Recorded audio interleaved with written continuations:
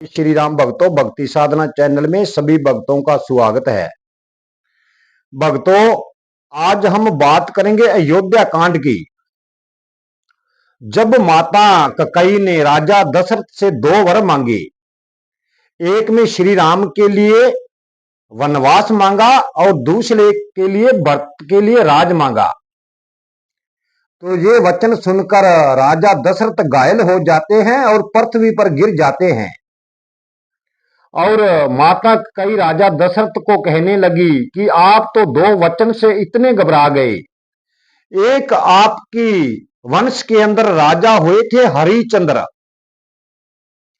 हरिश्चंद्र की कैकेयी दशरथ को कथा सुनाने लगी और कहने लगी कि एक राजा था जिसका नाम था हरिश्चंद्र। वो आपके दादा परदादा में था। भक्तों, माता कैकेयी ने थोड़ा क्रोध करके हरिश्चंद्र की कथा सुनानी राजा दशरथ को शुरू की। एक दिन भक्तों, इंद्र की सभा के अंदर गुरु वाष्ट जी बैठे हुए थे और उन्होंने कहा कि गुरु विश्वामित्र को भी बुलवाया जाए, कोई जरूरी मीटिंग थी उनकी।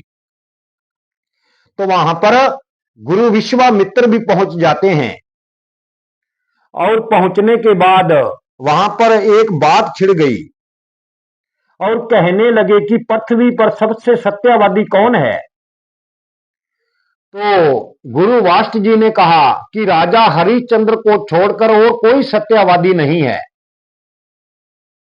तो ये बात सुनकर गुरु विश्वामित्र आग बबूला हो उठे, कहने लगे इतना धर्मात्मा पृथ्वी पर नहीं हो सकता, इसके लिए मैं शर्त लगाता हूं।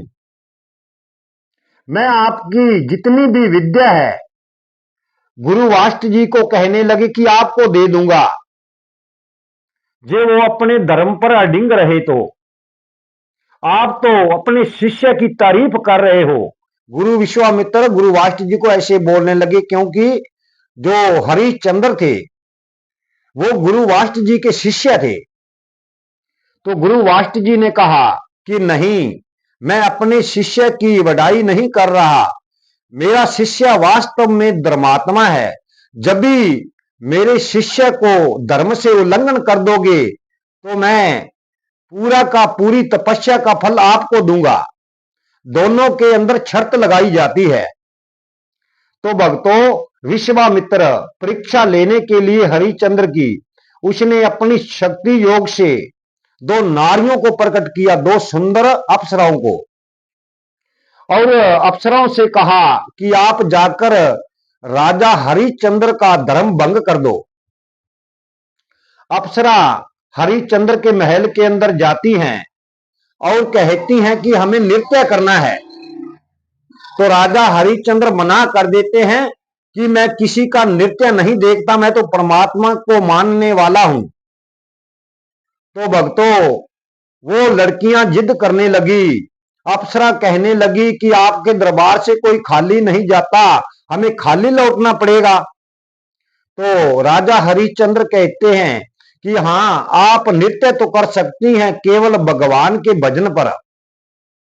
हम भगवान के भजन चालू करेंगे और आप उस पर नृत्य करना।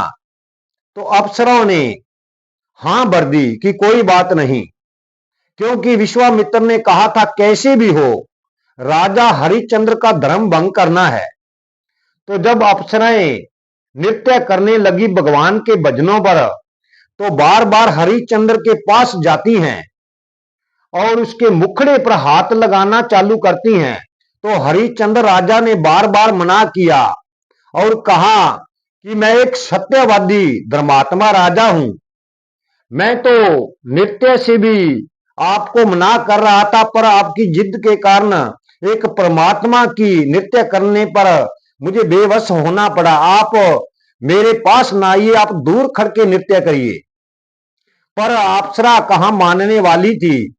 उन्होंने हरिश्चंद्र को धर्म को बार बार भंग करना चाहा, तो पर राजा हरिश्चंद्र बहुत धर्मात्मा थे। उन्होंने अपने नौकरों को आदेश दिया कि इनको यहां से भगाया जाए, और वैसा ही हुआ। वहां से उनको भगाया गया। और जब विश्वामित्र असफल रहे तो उन्होंने कहा कि मैं अपनी योग शक्ति से इसके राज्य में जानवर छोड़ दूंगा, जंगली जानवर जो मनुष्यों का मांस खाते हैं। तो गुरु विश्वामित्र ने ऐसा ही किया, अपनी योग शक्ति से कई जानवरों को, भयंकर जानवरों को प्रकट करके उसके राज्य के अंदर छोड़ दिया और वो जानवर हाहाकार मचाने लगे।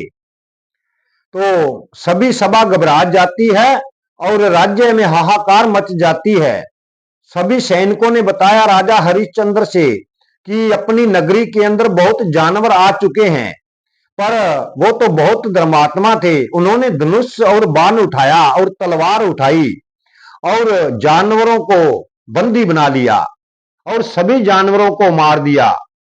तो विश्वामित्र सोचने लगे ये तो वास्तव में धर्मात्मा है। तो आगे की वीडियो हम कल बनाएंगे भक्तों। 2 ये 1 भाग है, 2 भाग में बनाएंगे। आज की वीडियो हम यही समाप्त करते हैं। जीवन रहा तो कल की वीडियो में फिर मिलेंगे।